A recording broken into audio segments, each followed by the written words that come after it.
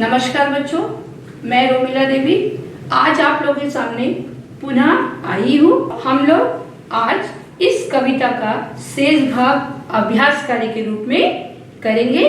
तो चलिए बच्चों, हम चलते हैं अपने अभ्यास की ओर। तो बच्चों, आप अपनी पुस्तक में पेज नंबर 94 खोलिए और उसमें देखिए ये अभ्यास कवि की कविताएं।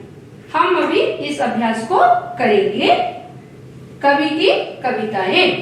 तीसरी कक्षा में तुमने रामधारी सिंह दिनकर की कविता मिर्च का मजा पढ़ी थी। अब तुमने उन्हीं की कविता पड़क्कू की सूझ पढ़ी। दोनों में से कौन सी कविता पढ़कर तुम्हें ज्यादा मजा आया? चलिए हम फिर से तीसरी की किताब देखते हैं और पढ़ते हैं मिर्च का मजा। तो आइए बच्चों, मिर्च का मजा कविता को एक बार फिर से पढ़ते हैं और देखते हैं इस कविता में कवि ने क्या कहा था। मिर्च का मजा। एक कबूली वाले की कहते हैं लोग कहानी, लाल मिर्च को देख गया भर उसके मुंह में पानी। सोचा क्या अच्छे दाने हैं, खाने से बल होगा, यह जरूर इस मौसम का कोई मीठा फल होगा। एक चवन्नी फेंक और झोली अपनी फैलाकर, कुंजड़िन से बोला बेचारा ज्यों तो कुछ समझा कर। लाल लाल पतली छीमी जो चीज अगर खाने की, तो हमको 2 तोल छीमिया फकत 4 आने की। हाँ या तो सब खाते हैं, कुंजड़िन झट से बोली, और शेर भर लाल मिर्च से भर दी उसकी झोली। मगन हुआ काबुली फली का सौदा सस्ता पाके, लगा चबाने मिर्च बैठकर नदी किनारे जाके। मगर मिर्च ने तुरंत जीभ पर अपना जोर दिखाया, मुंह सारा जल उठा और आंखों में जल भर आया। पर काबुल का मर्द लाल छीमी से क्यों मुख मोड़े, खर्च हुआ जिस पर उसको क्यों बिना सधाए छोड़े। आंख पोंछते दांत पीसते रोते और रिसियाते, वह खाता ही रहा मिर्च की छीमी को सिसियाते। इतने में आ गया उधर से कोई एक सिपाही, बोला बेवकूफ क्या खाकर यूं कर रहा तबाही। कहा कबूली ने मैं हूँ आदमी ना ऐसा वैसा, जा तू अपनी राह सिपाही मैं खाता हूँ पैसा। तो बच्चों, अभी आपने मिर्च का मजा कविता सुना।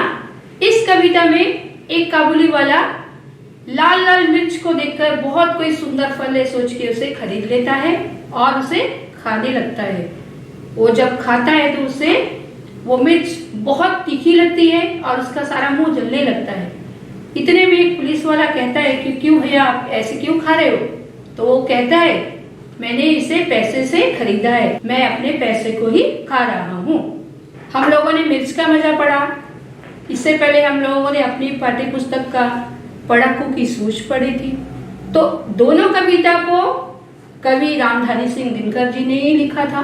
तो बताइए बच्चों कि दोनों कविता में आप लोगों को कौन सी कविता अच्छी लगी और कौन सी कविता आप लोगों को बहुत अच्छी लगी। तो बच्चों यहाँ पे देखिए दोनों में से कौन सी कविता पढ़कर तुम्हें ज्यादा मजा आया।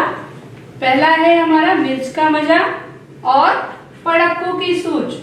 बच्चों, मिर्च का मजा और पड़क्कू की सूझ दोनों कविता को कवि रामधारी सिंह दिनकर जी ने लिखा है और आप लोगों ने दोनों कविता पढ़ा। दोनों कविता कैसे लगे? बहुत अच्छे थे। अब हमारा अगला प्रश्न, तुम्हें काबुली वाला ज्यादा अच्छा लगा या पड़क्कू, या कोई भी अच्छा नहीं लगा? तो बच्चों, मुझे तो दोनों कविताएं बहुत अच्छी लगी। दोनों में कवि ने बहुत अच्छे भाव व्यक्त किए। अब हम बढ़ते हैं अपने अगले अभ्यास की ओर। तो हमारा अगला अभ्यास है, दिए गए पद्यांश को पढ़िए। दिए गए पद्यांश को पढ़िए और पूछे गए प्रश्नों के उत्तर देने की कोशिश करें। एक किरण खिड़की से होकर चुपके चुपके आती है। एक किरण खिड़की से होकर चुपके चुपके आती है। हुआ सवेरा जागो भैया कहकर हमें जगाती है। हुआ सवेरा जागो भैया कहकर हमें जगाती है। किरण सुनहरी प्यारी प्यारी धूप सुहानी लाती है। किरण सुनहरी प्यारी प्यारी धूप सुहानी लाती है। आलस्य छोड़ो करो काम सब यही हमें समझाती है। आलस्य छोड़ो करो काम सब यही हमें समझाती है। बच्चों, अभी आपने ये पद्यांश पढ़ा, इसमें से कुछ प्रश्न मैं आप लोगों से पूछूंगी। आशा करूंगी कि आप उसका उत्तर सही बताने की कोशिश करेंगे। देखिए हमारा पहला प्रश्न, किरण कहां से होकर चुपके चुपके आती है। यहाँ पे देखिए, दरवाजा, खिड़की, कमरा, इनमें से कोई नहीं। यह 4 उत्तर दिया है। आप जो है सही उत्तर को पहचानिए, कौन सा उत्तर सही है। किरण कहां से होकर चुपके चुपके आती है बच्चों? खिड़की से। यहाँ पे आपको ऐसे टिक लगाना है। देखिए बच्चों, दूसरा प्रश्न, धूप कैसी लगती है। क्या पूछा है यहाँ पे? धूप कैसी लगती है। सुनहरी, सुहानी, प्यारी, इनमें से कोई नहीं। तो बताइए बच्चों, धूप कैसी लगती है? सुनहरी। तीसरा प्रश्न, सुबह का विलोम शब्द क्या होगा? सुबह का विलोम शब्द आपको यहाँ पे सुबह का विलोम शब्द बताना है। पता है आपको विलोम बोलने से उल्टे शब्द। यहाँ पे देखिए क्या क्या दिया हुआ है। शाम, दोपहर, रात्रि, इनमें से कोई नहीं। अब बताइए इसमें से कौन सा सुबह का विलोम होगा? सुबह का विलोम होगा शाम। तो बच्चों, अब हम चलते हैं अपने अगले अभ्यास की ओर। तो बच्चों, हमारा अभ्यास है कविता की अगली पंक्ति लिखो। बच्चों, हमारा कविता पढ़क्कू की सूझ आप खोलिए और देखिए इन पंक्तियों के बाद कौन सी पंक्ति आती है। आखिर एक रोज मालिक से पूछा उसने ऐसे। इस पंक्ति के बाद कौन सी पंक्ति आती है आप देखिए और इसमें लिखिए। घंटी टुनटुन खूब बजेगी तुम ना पास आओगे। अगली पंक्ति आप लिखिए बच्चों। कोलो का या बैल तुम्हारा चलता या अड़ता है। इसके बाद वाली कौन सी पंक्ति होगी? इसमें लिखिए बच्चों। कई दिनों तक रहे सोचते मालिक बड़ा गजब है। इसकी अगली पंक्ति ध्यान से देखिए, आपको पुस्तक में मिलेगी। यहाँ सभी कुछ ठीक ठाक है या केवल माया है। इसकी भी अगली पंक्ति आप लिखिए। इसमें देखिए यहाँ पे जो नीले रंग से दिख रही है, ये कार्य आप लोगों के लिए कर दिया है। इन पंक्तियों को आपको अपनी पुस्तक में से ढूंढना है और कविता के दिए गए पंक्ति के नीचे लिखना है। जैसे कि आखिर एक रोज मालिक ने पूछा उससे ऐसे। यहाँ पे देखिए नीले रंग से मैंने लिखा, अजी बिना देख लेते तुम जान भेदिया कैसे। घंटी टुनटुन खूब बजेगी तुम ना पास आओगे, मगर बूंद भर तेल सांझ तक भी क्या तुम पाओगे। कोलू का या बैल तुम्हारा चलता या अड़ता है, रहता है घूमता खड़ा हो या पागुर करता है। कई दिनों तक रहे सोचते मालिक बड़ा गजब है, सिखा बैल को रखा इसने निश्चय कोई ढब है। यहाँ सभी कुछ ठीक ठाक है यह केवल माया है, बैल हमारा नहीं अभी तक मंतिक पढ़ पाया है। तो बच्चों, अब हम चलते हैं अपने अगले अभ्यास की ओर। शब्दों का एक अर्थपूर्ण वाक्य बनाकर लिखो। बच्चों, यहाँ पे जो है कुछ शब्द जो है उल्टे पुल्टे रखे हुए हैं, इन्हें आप लोगों को एक सही वाक्य में बनाकर लिखना है। जैसे, ना मैं करता हूं बचती रहती है फिक्र जब तक या बचती रहती है मैं ना फिक्र करता हूं। तुम्हारा कोलू का चलता या अड़ता यह बैल है। कोलू का यह बैल तुम्हारा चलता या अड़ता है। अगला देखिए, पड़े गर्दन में नहीं देखते क्या घंटी एक है। नहीं देखते क्या गर्दन में घंटी एक पड़ी है। ना आओगे तुम घंटी टुन टुन 5 बजेगी खूब।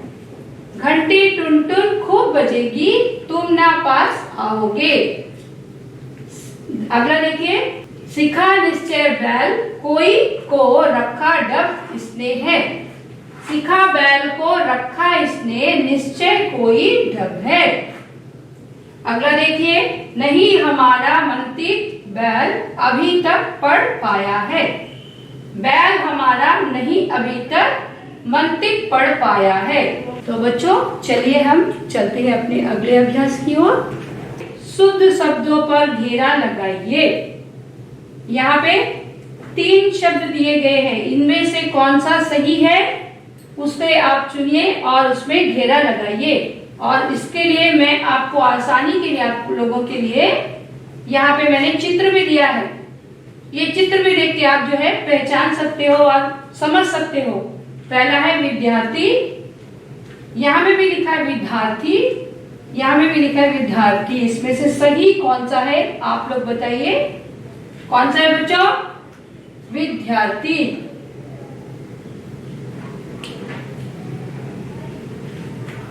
अभी दूसरा देखिए क्या लिखा है, नई, नाई, नाई। यहाँ पे देखिए चित्र में कौन है ये, इसे क्या कहते हैं हम? नाई, जो हमारी क्या करता है? बाल काटता है। ये है हमारा सही शब्द। तीसरा देखिए, विद्वान, विद्वान, विद्वान। ये देखिए चित्र में दिया है विद्वान का, सही है हमारा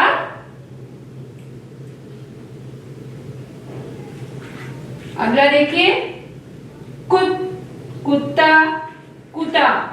किसका चित्र दिया है बच्चों? कुत्ता का। सही शब्द है हमारा कुत्ता। तो बच्चों चलिए, तो बच्चों हमारा अगला प्रश्न है, पागुर शब्द का अर्थ है जुगाली करना।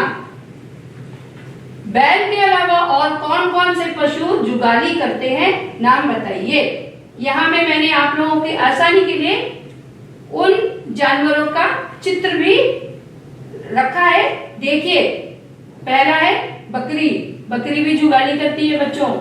जुगाली का मतलब क्या है? जब वो खा के पी के बैठे रहते तो मुंह चबाते रहते, उसी को हम क्या कहते हैं? जुगाली करना। दूसरा देखिए भैंस, भैंस का चित्र देखिए।